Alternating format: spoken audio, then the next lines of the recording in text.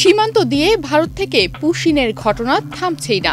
সীমান্ত এলাকায় border guard Bangladesh BGB টহল জোরদার করলেও ভারতীয় সীমান্তরক্ষী বাহিনী বিএসএফ পুশিন অব্যাহত রেখেছে। গত সোমবার রাতে ও মঙ্গলবার ভোরে খাগড়াছড়ি, মেহেরপুর, সাতক্ষীরা, বেনাপোল ও কুড়িগ্রামের বিভিন্ন সীমান্ত দিয়ে ১৫৫ জনকে বাংলাদেশে পুশিন করা হয়েছে।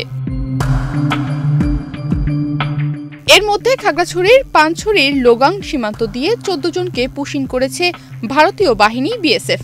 এদের মধ্যে নারী, পুরুষ ও শিশু রয়েছে। স্থানীয় ও প্রশাসনের উদ্যোগে মানবিক দিক বিবেচনা করে পুশিন করাদের মাঝে খাবার ও কাপড় চোপড় দেওয়া হয়েছে।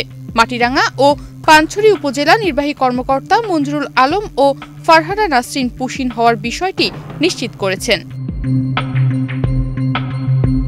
২৭ মে মঙ্গলবার ভোররাতে মেহেরপুর মুজিবনগর উপজেলার আনন্দবাগ সীমান্তে ভারতের সীমান্তরক্ষী বাহিনী বিএসএফ নারী ও শিশুসহ ৩০ জন বাংলাদেশিকে পুশিন করে। চুয়াডাঙ্গা ৬ বিজিবি ব্যাটালিয়নের কোম্পানি কমান্ডার নাজমুল হাসান জানান, পুশিনের মধ্যে নারী ও শিশু রয়েছে।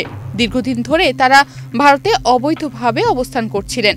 বৈধ কাগজপত্র না থাকায় ভারতীয় কর্তৃপক্ষ তাদের আটক করে সীমান্ত পথে বাংলাদেশে পাঠিয়ে দেয়।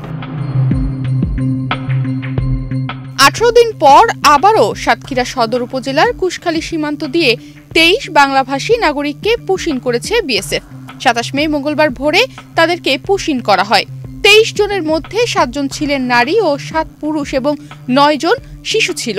সীমান্ত থেকে সকালে তাদের উদ্ধার করে প্রথমে স্থানীয় বিজিবি জওয়ানরা তাদেরকে কুশখালী বিজিবি ক্যাম্পে হেফাজতে রাখে।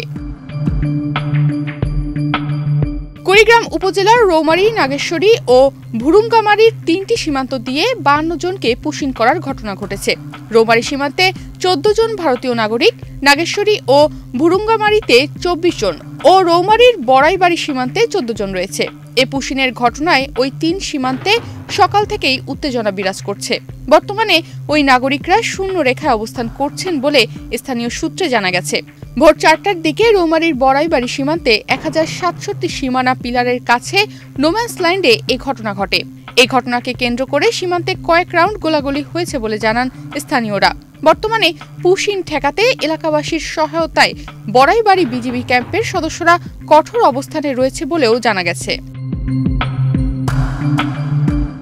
ভালো কাজের প্রলোভন দেখিয়ে বিভিন্ন সময় ভারতে পাচারের শিকার বিভিন্ন বয়সের ৩৬ বাংলাদেশি শিশু ও কিশোরীকে বেনাপোল ইমিগ্রেশনে হস্তান্তর করেছে বিএসএফ। ভারতে পাচার হওয়া এসব শিশুদের অধিকাংশেরই বয়স ১৬ বছরের নিচে। বাংলাদেশে ফেরত আসা কিশোরীরা জানিয়েছে, তাদের অধিকাংশই তাদের মায়েদের সাথে ভারতে গিয়েছিল। তাদের মায়েরা ভারতের বিভিন্ন প্রতিষ্ঠানে কাজ করত। ভারতীয় পুলিশ বিভিন্ন প্রদেশে তাদেরকে আটক করে জেল হাজতে রাখে। তাদের মায়েরা এখনও ভারতের বিভিন্ন জেলে কারাবন্দী আছে। ন্যাশনাল ডেস্ক, বাংলাদেশ প্রতিদিন।